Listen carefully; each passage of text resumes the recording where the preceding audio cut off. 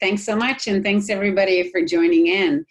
We have a really exciting topic today for women in particular, which is that age matters. And we mean this in a positive way. Your age matters in all these fabulous ways, and we're going to talk about how you can leverage it. Really how you can leverage every age of your life. But in particular, we're going to talk about how to crush it in your 50s to your 70s. And I want to be very clear, that does not mean that you have to stop crushing it after you turn 70. You can crush it all the way through. But we just want, we want to recognize that the 2 decades, the 50s to the 70s, can be really a really great time in your life. The reason that this topic came up and where this originated from is I was this summer working on a book with Mika Brzezinski and her sister-in-law, Ginny Brzezinski. And they're writing a book that's coming out in January that I suggest you all run and get. It'll probably come out right before the holidays, so you can get it for Christmas. It's going to be a book called Comeback Careers. And it's on women coming back into their careers in their 50s or shifting and pivoting in their career around it in their 50s. And as we were researching this book and talking about it and thinking about how, like what women can be doing to really pumping up their game at that age, is we started uncovering that, some of the top earning years women were having was after their 50s. And this was really interesting news, because what we find with men is their peak earning years are, 30s and 40s. And so to find that women can get into their peak earning years in their 50s and 70s to their 70s is really, really interesting and was a big game changer. Okay, so just before I jump into some of the content and start talking about how to crush it between the 50s and 70s, I wanted to just take a quick poll on the age groups that we have today, our listening audience. So you don't have to reveal your exact age, but can you tell me what decade you're in? Are you in your 20s, 30s, 40s, 50s, 60s, 70s? I just want to take a quick poll and see what we have here, so I can see the age group of what we have. Hang on. Everybody, okay, what are we seeing? Okay, 50s. Hang on, whoa, where everybody's voting so fast. Okay, so we have a bunch of, a lot of people in the age group that we're talking about. Some people in their 40s, some people just coming into their 50s. Some people in their later 40s coming into their 50s and 60s. Great, a lot of great stuff. Oh, look, we have a quick poll, so you can actually hit. Do you mind if you guys see this quick poll, can you vote if you're in your 50s, 60s, or 70s? Samantha, does that work like that? Can they just click on it? Hopefully they Yep. Looks like answers are coming in right now. Okay, good. As you see it, yeah, so we can see what percentage everybody's in. So good. And by the way, if anybody here in our audience is under their 40s and their 30s, that's okay. This talk will work for you too. One thing I say to people is you're allowed to crush it at all ages. We want that. We want you to crush it at all ages. So don't be afraid. Like if you're in your 30s, that doesn't mean you can't be amazing. Okay, excellent. So we've got a number of people in their 50s. Which is great. 76% or 60% of the people are in their 50s, 15% in the 40s, 22% in the 60s. We have one person in their 70s. You're going to crush it. That one person who's out there, don't worry, we're going to teach you how to do it. And two people who are under 40. So good stuff. Okay, so let's hop into it. So first I wanted to talk a little bit about what we do in our coaching. And we do something called transformational coaching. And what that means is we help people navigate what I call their inner journey. So their inner journey is what's happening on the inside of their body, everything that's going on in their brain, in their mind, in their heart, in their soul, all the things that create their emotions. Okay, their inner journey is all the things that are happening inside their body, and how that impacts their outer journey. And the outer journey is all the stuff that's coming at you from life. I mean, and that can be anything from the weather to your clients, to your business, to your family, to the economy, to the technology, everything that's coming from your outer journey.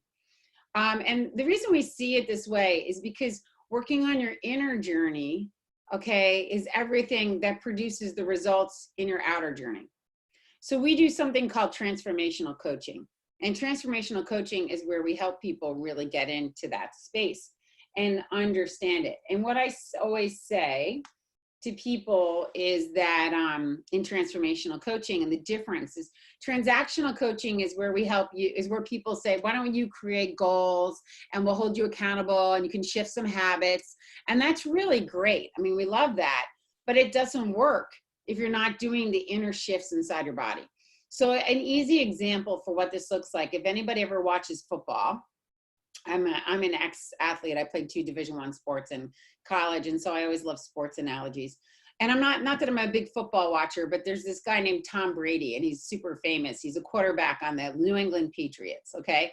And what's interesting about Tom Brady is not that he's so great at throwing the football, okay? Because all the 4 strings on the quarterbacks of the New England Patriots can all throw the football as well as Tom Brady. What makes Tom Brady exceptional is he can throw the football well when no one else can. He can do it under the most amount of pressure in critical points in the game, and he can make the difference. When you're working on the inside of your body, that's what helps you perform. That's what helps you do things really extraordinary. That's what helps you be the best you can be. And the only way you can fix the outside of that journey is when you work on the inside of it. So here's what we do in our coaching is we help people what we call become Olympians in their business. And that means they are constantly working to be the absolute best they can be. Okay. And by doing that, they are getting feedback. They are looking at their life. They are tweaking their skills. They are learning new skills. They are growing themselves. They're watching their emotions, their triggers, the things that are misaligning with themselves. Okay. And if you're not becoming the best you can be in your business, then at any age, you're not going to be in demand. So I was being interviewed. On this, in this book, and I was being interviewed by somebody on television who was asking me, well, you know, when does age matter? And I said, it's not age that matters. It's relevance that matters. We need to be relevant. And we're living now in a time in what I call the race for relevance. And that means that people are trying to be, you know, current. And it doesn't matter. If you're not current, if you're not in demand, then whatever age you're at, it's not working. But if you can be in demand, you can be successful at any age. And I coach women the oldest woman I coach is 78. And she makes over $1 million a year. She makes about $2 to $3 million a year. She's incredibly relevant. So she's really successful. So we want to be pushing ourselves to be Olympians, okay? But here's the thing that's hard about that. We're living in a time of enormous change. Change is happening all around us. It's happening all the time. So we have to be pushing ourselves really hard to be evolving and making change so that we can constantly grow, okay? And here's what we find about people that's interesting. People don't actually change. When we first got called into coaching, they'd say, can you change this person? And we'd say, oh yeah, sure, we can change them. Here's what we can do. We can change some small habits. But we don't actually want you to change. We want you to, what we say, evolve into the best version of yourself. And the best part about that is that when you evolve into the best version of yourself, you get really good looking. So we want that happening too, okay? The other thing we have to be thinking about as women, and as we're evolving and becoming the best version of ourselves, as we're changing with the times, as we're pushing ourselves to be relevant, is we have to be looking at the landscape for women, which is also evolving and changing as we go along. I'm going to play a video for you of Abby Wambach, who gave a great speech at Barnard University I want to say it was last May. It was the commencement speech. It was excellent. And in this piece, she talks a little bit about the evolution of women. It's really powerful. I felt so grateful to be there, included in the company of Kobe and Peyton. I had a momentary feeling of having arrived, like we women had finally made it. Then the applause ended, and it was time for the 3 of us to exit stage left. And as I watched those men walk off the stage, it dawned on me that the 3 of us were stepping into very different futures. Each of us, Kobe, Peyton, and I, we made the same sacrifices, We shed the same amount of blood, sweat, and tears. We'd left it all on the field for decades with the same ferocity, talent, and commitment. But our retirements wouldn't be the same at all, because Kobe and Peyton walked away from their careers with something I didn't have: enormous bank accounts. And because of that, they had something else I didn't have: freedom. Their hustling days were over, and mine were just beginning. Later that night, back in my hotel room, I laid in bed and thought, this isn't just about me, and this isn't just about soccer. We talk a lot about the pay gap. We talk about how we, overall, US women earn 80 cents for every dollar paid to men. Black women in America earn 63 cents, while Latinas earn 54 cents for every dollar paid to white men. What we need to talk more about is the aggregate and compounding effects the pay gap on women's lives. Over time, the pay gap means women are able to invest less and save less, so they have to work longer. So I love that. I love that quote from Abby, because it's talking about, look, we have to get real about where women are. And where women started was they were grateful to just be on the stage. They were grateful just to get there, right? She started by saying, this was at the ESPY Awards, where she was invited up with with Peyton Manning and Kobe Bryant and all these amazing athletes. And she was saying, look, I was just grateful to be there. And that's where women used to be, right? But now they're here. And now she's saying, wait a minute, how come I'm an athlete that's at the same level as these guys? I've had the same level of accomplishment, but I don't have that enormous bank account. So we want to start talking to you about, how do you make that enormous bank account, right? How do you do that so you can have it all? So I want to say that, you know, one of the things that I've seen really shift in my work and in the time that I've been here is the Me Too movement really shifted things for women in a positive way. And it allowed women to be heard. And it also allowed women to become influencers. Okay. Now I realize I know a lot of women out there who feel like, oh, the Me Too movement has been too much. And in some cases it's been a negative, but I'm going to tell you across the board, it's been a really big positive. It's given women a whole new place to live and work. And it's allowed them to speak up. And it shifted the dynamic in the workplace so that women can have more power. They can talk about inequality. They can talk about not getting paid enough. And this matters, because if you want to crush it, you've got to have an enormous bank account behind you so that you can do it. Okay. And I also want to talk about how women are showing up to the workplace differently in a positive way. And that is that we're seeing femininity completely redefined. I absolutely loved this outfit that Serena Williams wore in the US Open, because it was like a fairy costume. I said, here is one of the most unbelievable female athletes of our time. And she is a phenomena. I don't know if you've ever gotten a chance to watch Serena Williams play tennis up close, but her body alone is extraordinary. The muscles she's built on her body is something women thought they could never have done in generations prior. I mean, she is just an animal in all the positive ways that I mean. And here she is in a fairy costume on center stage at the US Open, crushing the ball like nobody else. And what I would say, redefining femininity. And this is what we're seeing in the workplace too. You know, when women used to go to work, they used to feel like they had to act like men to show up. And now they can be themselves. They can be women, they can be feminine, they can be all these things and leverage that into success. Now, the reason I'm bringing this up to you is because if you want to crush it and you're between your 50s and your 70s, you got to be you. You got to bring you to the table, because there is a demand for femininity. There's a demand for women to be themselves, not to act like men. So I'm going to show you another video with a great woman talking about the feminine energy. I want you to imagine that the girl is a chip in the huge macrocosm of collective consciousness, and it is essential to balance, to wisdom, and to actually the future of all of us.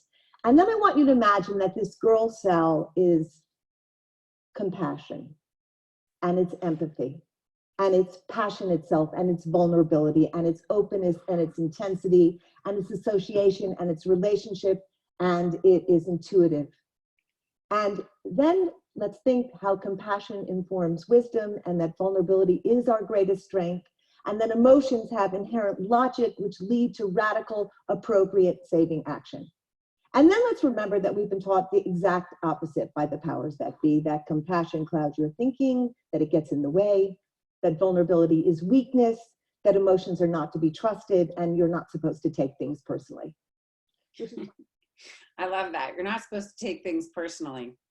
I think that in particular is really funny and amusing, because I see men take things personally all the time, but not be criticized for it. And women, when they take things personally, get in trouble. So that was Eve Eisner doing a TED Talk in India and talking about female energy. And again, why this is important is that for you to step into your power, to be the best woman you can be, for you to really crush it, you have to be you. And whatever version of you you want to be is going to be the perfect version. And in order to really, garner power and be relevant and bring your best self to the table, you are going to have to leverage the strengths you have, and you might have to do it in ways you haven't done it in the past.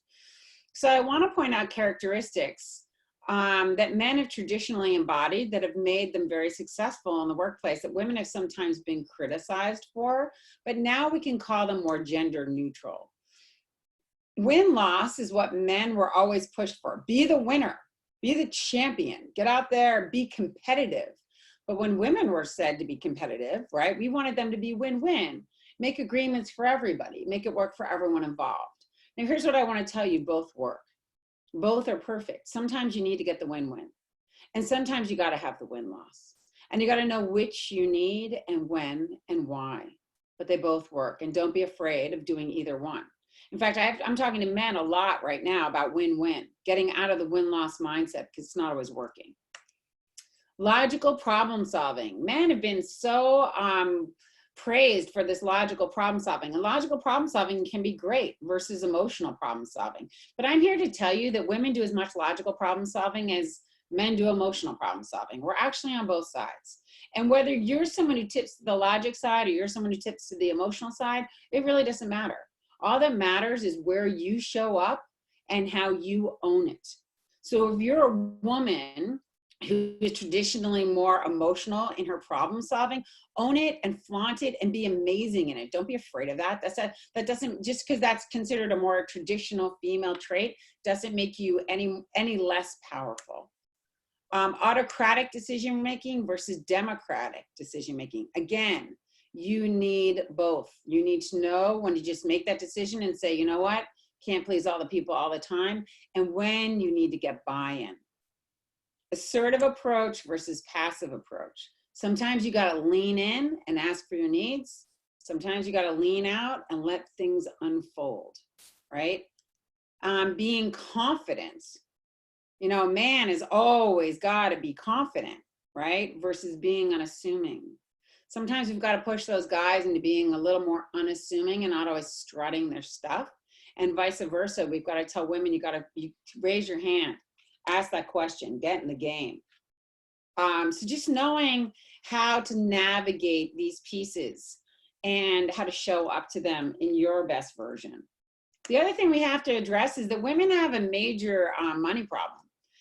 And this shows up in so many ways, from not being able to ask for money, from being underpaid, from struggling. The statistics go on and on and on. And I've also seen, there are a lot of women, especially in the generations of the 50s and 70s, or 50s, 60s, and 70s, who are really raised to not understand money, not talk about money. I would say even 10 years ago, when I would talk to women who were working, they would say, well, I don't need the money. It was like a way to almost like justify why they're working, as if that, the money doesn't matter. So women really have to get over their money hurdles. And I find that women have a lot of money hurdles, because if you don't get over them, you can't get in there and go for it. And I want to be clear, crushing it in your 50s and 70s doesn't always mean that you have to be making money and making tons of it. Now, I encourage you to do that. I encourage you to make tons of money, because you can do whatever you want with it. You can give it to an organization if you prefer, or you can invest it in the things that you believe in, or you can do all kinds of great things with it. But I think that women have a lot of struggle here, and we need to help them through that so that they can make what they deserve and use it in the ways that are effective. Here are some of the stats that show the struggles that women have had around money. And this is really critical. I want to say the average full-time working woman will lose over $400,000 in wages over a 40-year period due only to the wage gap. Now, that statistic I want to point out for a second. I work with a very senior woman in a big organization, and I was running a 360 on her, and one of the top male executives said, well, she used to be underpaid, but now she's paid very well, so she really shouldn't be unhappy anymore. And I said, did I just hear that correctly? Because I think it's pretty amazing that you're telling me she was underpaid all these years, money she cannot get back, and now she should be happy because she's paid fairly? That seems pretty shocking to me. So look at this next statistic. College-educated millennial women are projected to lose more than $1 million because of the gender wage gap based on a full year-round work. Excuse me. Women hold nearly 2/3 of the outstanding student debt in the United States as a result of having less disposable income for repayment. And the number of women running Fortune 500 companies is a record high, yet it only accounts for 6.6% of the CEOs. So we need to see women crushing it more. We need to see women making more money. We need women to get over their money issues. We need women to ask for what they deserve, measure it, don't assume, and make up that gap, because you can't make up for all those wages lost. The other thing personally I'd like to see is women going back and suing companies for the money they've missed out on. Because I think if we start to see a couple of those cases come to fruition, and that, by the way, I've worked with some women who are owed millions of dollars, but in these cases it could be hundreds of thousands. What we'll see is companies paying everybody equally. We'll see a big shift. I have a question here. Why does the wage gap exist? As in, how come the feds do not allow businesses to do this? I'm confused. So, Chandra, why the wage gap exists is because it's not policed. I mean, by the way, prostitution is illegal. So why does it exist? It's illegal, right? But it still exists. The wage gap exists because because again, it's not policed. So there's a case study that just happened with Salesforce, and the CEO of Salesforce said, he's a big woman's right guy, and he said, there's no way there's a wage gap in my company. We're a new company. Everybody, is paid equally. So the head of HR said, this was a big story on 60 Minutes, and you can go look it up. She said, okay, let's do an analysis of all the income and see how it is. And they found a $3 million gap between men and women across board in pay for men and women in equal departments at equal levels. Okay. Now I want to be very clear. There is a bill that says, there's law that says the women need to be paid equal to men. So you can take companies to court and do it. But anyway, and by the way, somebody just said suing companies as an individual is expensive and time consuming. Suggest collective action. I completely agree. Personally, what I'd like to see is some of the women that have been in big positions do it, just to make some landmark cases so that in all the other places people can do it more effectively, and companies just police themselves more. Kind of like the Me Too movement. When Matt Lauer and all these big personalities went down, companies started policing a lot more at all levels. So that's something that we will, what is the law bill? It's equal, there's an Equal Pay Act. There's an Equal Pay Act, that's the law and bill. So there's an Equal Pay Act out that says companies have to pay people equally.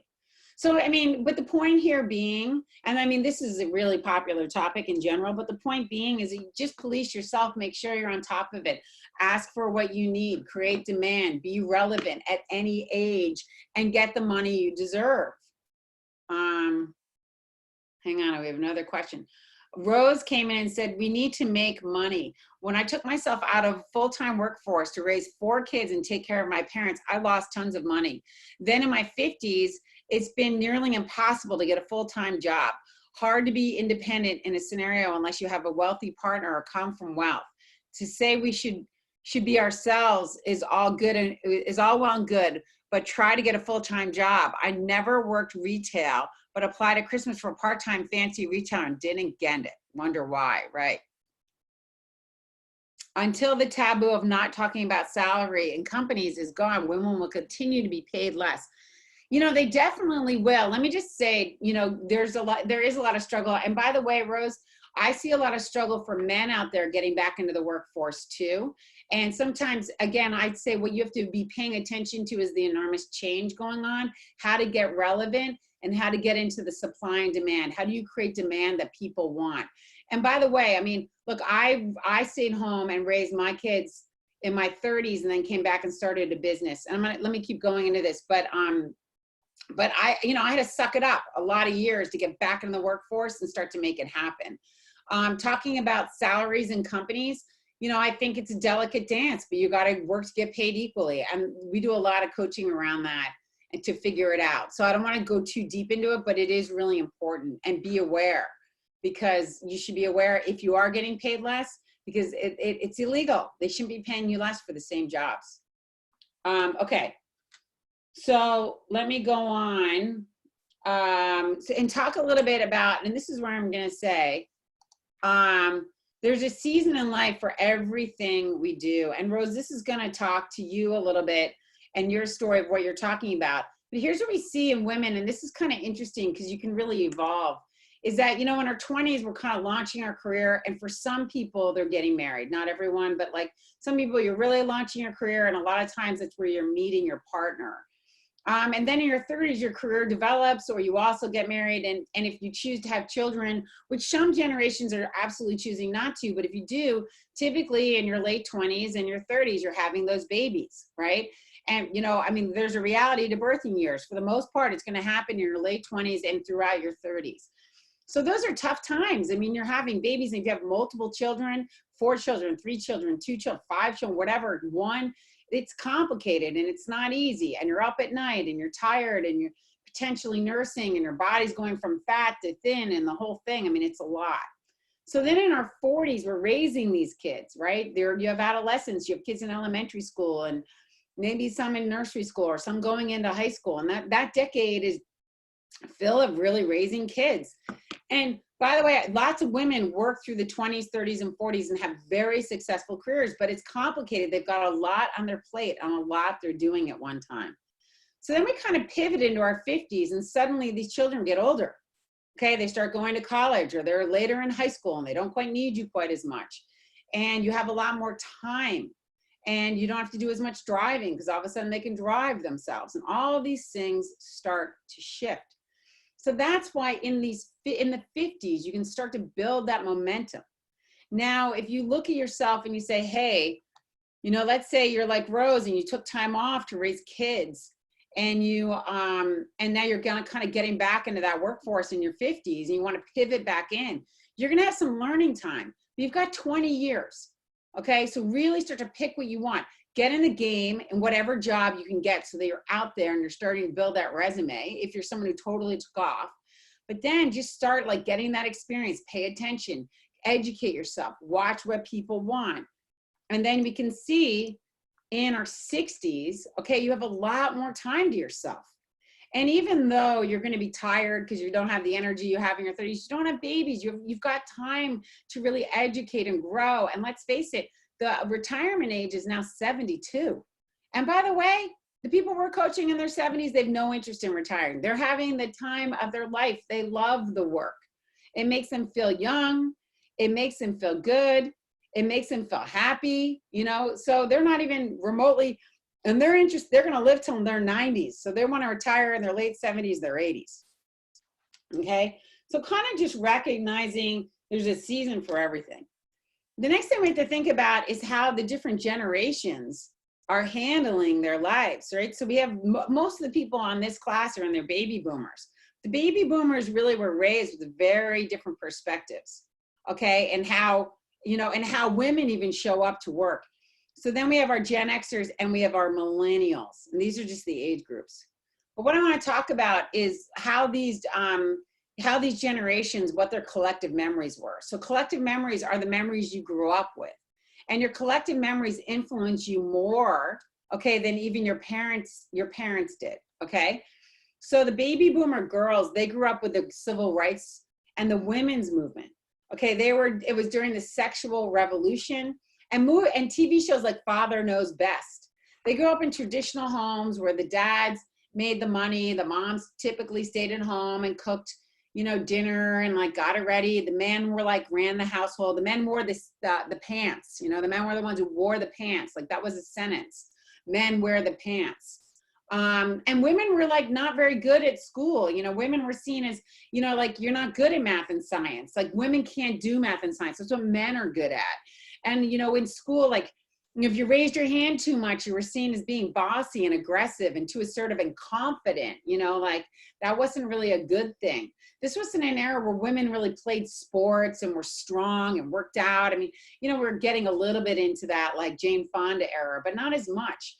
Like the late show talk show hosts were like Johnny Carson, where he was like always making like women's jokes, and like Joan Rivers was getting on the scene and kind of like talking up a game, but it was still that era where boys would be boys. Boys are supposed to behave badly. They're supposed to like kind of run around and be disruptive. So, the baby boomer women, the women are in their later 50s and in their 60s, they have to really shift their thinking to understand that what they were raised to believe and what is current now doesn't really exist anymore, or it's shifted a lot around us. Then we have the Gen X women, and and the Gen Xers are under 54, as we said earlier, to about 39. And those women, they had working moms. This was the first era because divorce was so much higher that there were a lot of moms working. And we had latchkey kids who were coming home and kind of taking care of themselves. So girls started to get a lot more independent. And girls also started playing sports. This was the era where girls I'm a Gen Xer, and I got a full scholarship to UVA to play soccer and lacrosse, which is like unheard of back then. It was like people couldn't believe that could even happen. The women could get paid to go play sports in college. It was when you were allowed to raise your hand in school and people picked on you, and women could actually be kind of smart in school. But even with that, girls were still airheads. It was still cute to be an airhead. There were girls who kind of wanted to be an airhead. That was actually a term meaning air in your head. Can you imagine that? One other thing was important is this was the Anita Hill trial. The Anita Hill trial was really landmark for women because it was the first time anyone talked about sexual harassment in the workplace as a thing. Because for the baby boomers, women slept their way to the top. That's how women got ahead. It's because they used their attractiveness to manipulate men to get ahead. Okay, so again, baby boomers, you got to shed all that thinking, okay? Because that is not like sleeping your way to the top. That doesn't make sense. Nobody wants to do that.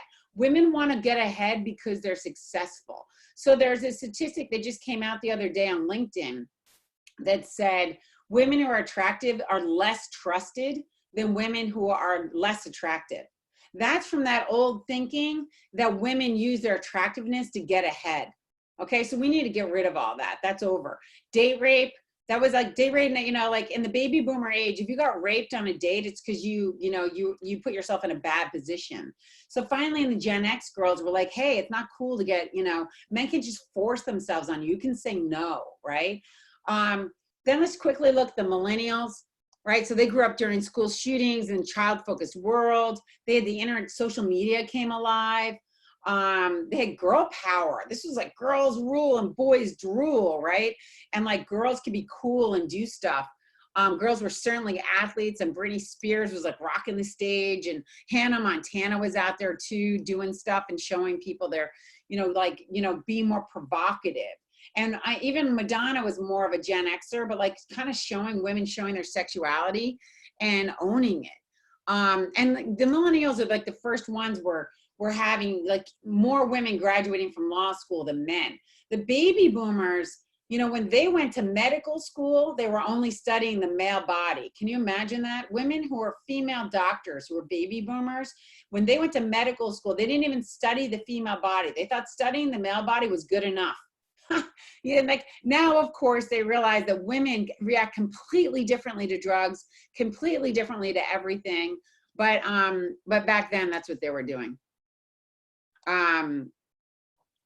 So, okay, and we've also seen women be really successful at all different ages and crush the ball. My favorite one up here, I mean, they're all great women. They're all so extraordinary. Just to be clear, Martha Stewart and Oprah Winfrey and Sheryl Sandberg, and anybody who doesn't know Indra Nooyi, she was the CEO of Pepsi, and Sarah Blakey started Spanx, all amazing women, all different generations. But I love Martha Stewart because she's a traditionalist. I mean, she's not even a baby boomer. She's in her late 70s. And she came from the era where women were told you could only be a nurse, a secretary, or a school teacher. And she said, I'm going to make $1 billion off of being a homemaker. Go, Martha. How about that? Okay. So here's what I want to talk to you about. So how do you crush it as a woman? You need to work on that inner journey. Okay. And that is going to be the key to you unlocking your power in these next 2 decades. So first, you got to be authentic. You got to be yourself, because in that inner journey, you got to be who you are. Second, you got to let go of that past conditioning I'm talking about. I'm going to break this all down. And third is you got to see your truth. You got to figure out where you are right now on the map. So let's break this down. What does authentic mean? It means you got to have integrity, okay? It means you got to show up and walk your talk. Be yourself and have integrity to everything you do. People want integrity now more than anything else. The second thing is you got to live inside your strengths. Whatever your strengths are, they're what make you perfect. You leverage those. And I'm going to talk about that a little bit more in a minute. And I also want you to be vulnerable. Listen to feedback. Hear where you need to grow. Be vulnerable to what you need to own and how you need to evolve yourself. Being authentic is about having integrity, being vulnerable, and living in your strengths. Now, I want to talk about strengths for a minute. You know, the old way of thinking is we have strengths and we have weaknesses, and the way we grow is we work on our weaknesses. Okay, but now what we've learned from studying the brain is that we have these strengths, okay, and yes, we have these weaknesses.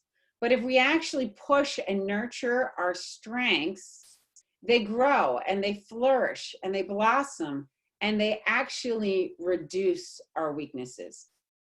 So baby boomers, this is very important for you to pay attention to, because you were taught focus on your weaknesses. And I'm here to tell you, leverage those strengths and those weaknesses will diminish. The other thing we have to do is let go of past conditioning. Here's what that means. It means the family and the culture you were raised inside of, you need to let go of the values and the pieces that do not work anymore. The things that are holding you back. I don't mean the values that are fabulous. I mean the ones that don't make sense. The ones where your mom said, just be nice. Or your dad said, you go to college so you can meet a man. Those things don't make sense anymore. We don't do that. The other thing you have to be careful of is letting go of past experiences in business and life. Remember that slide where I said we're living in a time of enormous change? Staying relevant is really hard in today's world. And if you had a fabulous victory in your business life in your 20s or your 30s, or by the way, 6 months ago, it might not be relevant anymore. So you've got to shift. And I can't tell you how many women I know who talk about, I don't know, their careers that they had 5, 10, 15 years ago. It doesn't matter. It's not here. You can take that experience and push it forward, but it's not current today. You got to get current. Okay, and the last thing is pay attention to your triggers. I could do a whole class just on triggers, just so we're clear, but your triggers are the things in your subconscious that trigger you in your body and shut you down. The triggers sabotage you, prevent you from being successful. And when you get triggered, it's not about anybody else. It's about you. So you got to manage those triggers, okay, and evolve inside of them. Last piece, see your truth. Okay, this is key. You want to crush it in your 50s and 70s. You have got to show up to your truth. Because if you don't know where you are on the map, you don't know how to get to the next spot. So here's what that looks like. Be open to feedback. When someone's giving you feedback and you think they're not making any sense whatsoever, you just listen and you take the pieces that you need so that you can grow. Second, don't be afraid of difference. I mean, don't be afraid of people of completely different opinions than you. You can grow from that. It's more information. You're trying to be relevant, current, amazing. You're trying to create demand. If you're not listening to other people's opinions, how are you going to create demand for your product, for yourself, for your brand? You've got to hear what everyone has to say. And last is expand your version of the truth, which is that you've got your story, but you've got to expand it to embody others. So see your truth. This is critical. Okay. So be authentic. Let go of that past conditioning. And see your truth. These are critical elements in evolving your inner journey. The other thing you need to do that's mission critical is manage your ego. Okay, our ego can make us great and take us to the top, or can crush us and bring us to the bottom. And here's what it looks like. Our ego, when it's working for us, gives us the confidence step out of our comfort zone and do those things that are tough. It gives us the faith to fight and stay in the fight and have resilience and grit and believe in the universe and believe that we can do it. And it allows for vulnerability, which is, I'm sorry, that was my fault. Or give me some feedback so that I can grow. When we feel good about ourselves, okay, when our ego pushes us up, we can see our truth. We can have the confidence to do hard things, and we have the faith that it's going to work out. When our ego is working against us, we become arrogant. It's not my fault. I've got nothing new to learn here. I've tried everything. It doesn't work. We have fear and scarcity. We don't believe in abundance. We think there's never going to be enough for me. I'm too old. It's too much of this. It's too that. I'm an old dog. I can't learn new tricks. It's not going to happen. No one's going to believe in me. And we avoid vulnerability. We stop listening to feedback. Don't tell me, I don't want to hear it. It's not my fault. What am I to do? You know, this is the position I was put. I got a bad hand. What can I do? Nothing I can do about it. Okay. And here are some of the mindset things that sabotage our ego. Here are things we do that don't push us to grow. We say, this is who I am, right? We say, why rock the boat, which is why cause trouble? Why push the envelope? You know, why ask for that money? Why rock the boat? I have a good job. Who cares about the difference?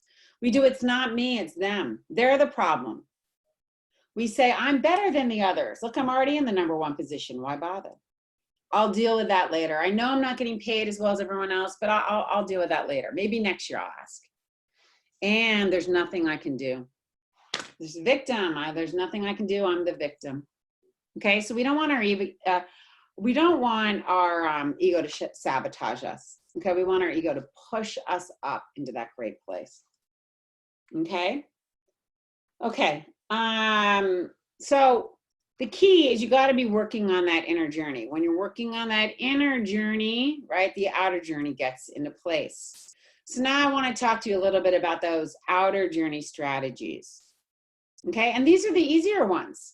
Because when that inner journey is in the right place, the outer journey strategies, they happen just like this. But here is what I'll tell you. Make goals. Know where you're going. Okay? It sounds silly, but make some goals and make them long. Short term, I need to get this job right now. And long term, here's my vision of where I want to be. Okay? I'll tell you a personal story about that. When I first got into coaching, I said to myself, I want to go into coaching because I want to help women. I want to help women crush it in the workplace. I want to help women evolve and become the best they can be. So I got into coaching and I started trying to work with women, and women wouldn't pay. Women weren't paying. They were like, oh, it's too expensive, blah, blah, blah. They weren't investing in themselves. Part of it's because they don't have the money. Look at how poorly they're being paid in America. Of course, they don't have the money to pay for themselves. So what did I do? I was like, well, I need a business. So I went to work with men. So I said, forget the women. I'll get to them later. I got to go work with the men. So I went and worked with the men, and I started making a lot of money. So then I was great. So I had to shift my goal. Now, I didn't lose sight of my vision. Look at me now, right? I'm working with you guys right now, and I work with women all over the country. I never lost that vision, but I had to take another road to get there. And of course, I still work with the men today, and I'm helping the women earn that money. But you're going to have to shift those goals to get to where you need to be. But don't lose the vision. Create new habits and effective habits, and drop the bad ones. What are you doing with your day? You know how many people we've coached and we've said, like, well, what happens in your day? Are you getting up and being productive all day long? It's a really important day. Or are you doing all the easy stuff first and avoiding all the hard stuff? Okay, so when you align that inner journey, you got to be able to do all this stuff. So you got to get to work. Get out and see your network or build it. Just start, if you don't have a great network, start building one and get out all the time. People are going to lead you to people, and you have no idea where the work is coming from. So you've got to be out and building with people a lot. And by the way, it's fun. Even if you're introverted, it'll be good for you. So go out and see your network and rebuild with your network. Fire up your resume if it's needed. You got to get in there and make that resume look fabulous, because every once in a while somebody's going to want it, or your bio, or your profile, or build a website, or get some video. Get whatever you need to do to get yourself promoted. But by the way, don't get so stuck in doing that you're not out seeing people. You got to do all of it, okay? Pay attention to the money. As I said, if you're not building a business that's going to eventually make you money, it doesn't make sense. So you have got to pay attention. That doesn't mean, by the way, you're going to work for free in the beginning. And by the way, do not be afraid to work for free. I have seen women say, well, they're not going to pay well enough, so it doesn't make sense, and not be willing to work a lot of hours for free to get that money. You got to really, but then when you deserve the money, then you need to ask for it. Once you've got that demand, then you need to ask for it. So don't be afraid to give a free speech, give a free seminar, do things for free, but build it into making the money eventually. And recognize how to create value and demand. You're only as good as your demand is. So you've got to create demand. I mean, it's as simple as that.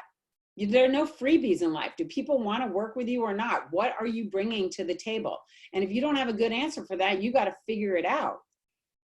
And then continually reevaluate your practice and practice the things you need. Okay, so make the goals, have a vision. Don't be afraid to deviate or navigate around them. Look at yourself and how productive you are every single day. Get out and build that network, build the resume, pay attention to the money, but don't be afraid to work for free. Create the value and constantly reevaluate. And the other thing is support women. Really get in and support each other. Work together, but also I see really successful women now really supporting all these women as they get along, as they move up the ladder. So support women, but also hang out with people who are building you up, and then build up others along with you. I'm going to show you another video from Abby Wambach that I thought was great from this speech. Women must champion each other. Yes.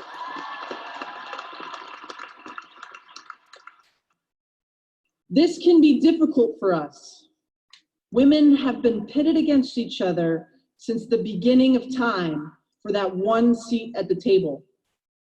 Scarcity has been planted inside of us and among us.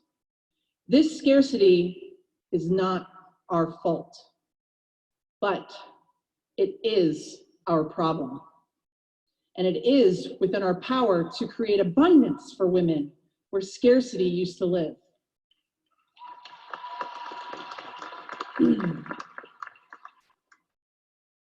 As you go out into the world, amplify each other's voices. Demand seats for women, people of color, and all marginalized people at every table where decisions are made. Call out each other's wins. And just like we do on the field, claim the success of one woman as a collective success for all women. Okay, so I love that, and we're coming to the end of the talk, but you know, I really wanted to put that out there, especially for the baby boomers, because I feel like it's so important. You know, like you were really in an environment where women were pitted against each other, and also where we see top women being criticized. I mean, when I first came into the workplace many years ago, just as an example, Martha Stewart was so amazing, and everyone said, yeah, but she's a bitch to work with. I mean, are you kidding me? Like, every woman on the planet should be saying how incredible, because who else did that kind of work at her age and built a billion, did you hear that? $1 billion business. Women trying to make ends meet, and here she built a $1 billion business. Who cares if she's a bitch to work with? Who's not a bitch when they have all that work? And come on, do you not think all these guys are a nightmare? I mean, come on. Have you heard the stories about Steve Jobs? Have you heard the stories about Jeff Bezos? And by the way, Jeff Bezos has himself covered all the time because he is such a jerk. Okay. And so anyway, women, you got to support each other. That is mission critical. Not today, tomorrow, next year, 5 years from now, going forward. Support each other, give each other the work, give each other the money, give each other the up at bat. Give each other the benefit of the doubt, okay? And don't get mad at the woman who's pretty or whatever, or young, bring them all in. Say, we're all in it together. So here's what you got to remember. Recognize where you are, okay, in the journey of life. Evolve that inner journey and make the shifts in your outer journey so you can get in there. Okay, so we have only 2 minutes left. I just want to give this last piece to make sure you follow us on Instagram and Facebook and whatever. Get in there. If you want any help with the coaching, we've got plenty of coaches who can work with you. And I don't know, do we have, Ms. Samantha, do we have any time for questions, or are we out? Yeah, we can definitely. Well, thank you so much, Liz. That was a really great presentation. I think everybody really enjoyed it. We had a ton of questions come in, so we'll be sending out Liz's information afterwards. So your question doesn't get answered right now, you can email her to ask. But a consistent question that I saw from a lot of people was, how do I go about building my network at this age? Okay. All right, so first of all, it depends on your industry that you're in, or the industry you're trying to go into. So be very specific to that, depending on what you're doing. Like, you know, if you're, so I'm going to make it up, but let's say you want to go into private wealth management. Okay, so you make sure then you're reading everything about private wealth, you're reading everything about the financial industry, and then you go to join women's groups in the private wealth management area. But also, if you're in private wealth, anybody can be your customer. Okay, so get yourself into areas where you see people making money, where you see more opportunity, and where you see people that you can have, like, make a difference in that category. But they're networking groups, but also like start with friends who are already successful in their careers and say, hey, you know what, I'm getting back into my career. I know it's going to take time. And by the way, don't expect any handouts. Do not be sensitive to this, because I'm going to tell you, like, when I was getting back into my business, you know, I had some people who gave me huge opportunities, and some friends who had access to amazing opportunities who didn't give me one. Okay, everybody's very different. You can't get mad at anybody. Do not take anything personally. Get out there and just work as hard as you can. Expect nothing in return. And when you get it, they'll come as gifts. Okay? That's great advice. I saw somebody in the comments mention it. You should offer help before you even begin to ask. You want to be a resource for people before you need them to be a resource for you. And it kind of echoes exactly what Liz just said. Yeah, that's true, but be careful, because sometimes you don't have anything to offer yet, but you can just offer friendship. You can offer interesting conversation. You can, like, don't be afraid if you're like, I've got no one to connect you to. And I mean, I totally agree with that. It's good to offer first, but I will tell you, I get a lot of people who like come to me and they're like, Liz, how can I help you? And they're not people who can help me. So it's okay that like, I'm going to only help them. If I see they're hungry and I see they're trying and I see they're authentic, that's good enough, you know? But I'm not saying not to help. I'm just saying, keep all that in perspective. Be yourself, you know, really be yourself. Great. Yeah. Thank you so much. I saw a few questions. Yes, this webinar was recorded and we'll send out the recording afterwards. You can also access it on our past events page. So you can rewatch anything you may have missed. Again, we'll be including Liz's contact information so you can ask her any questions. And just a little networking tip. We just launched Fairy God Boss groups on our platform. So feel free to join some groups in there. I know we have some groups for women over 50 who are looking to make some new connections. So feel free to explore. Thank you again, Liz, and thank you everybody for joining us. Let me say one more thing. Can I say this one thing about Yeah, of course. connections in the group? Also remember, as you're networking, not every relationship with the people you're making are going to lead right to money or business, but they might need intelligence, inner journey, things that are going to help you later make that money and build that business. Just always remember, you don't know where roads are going to lead you. Anyway, that's it.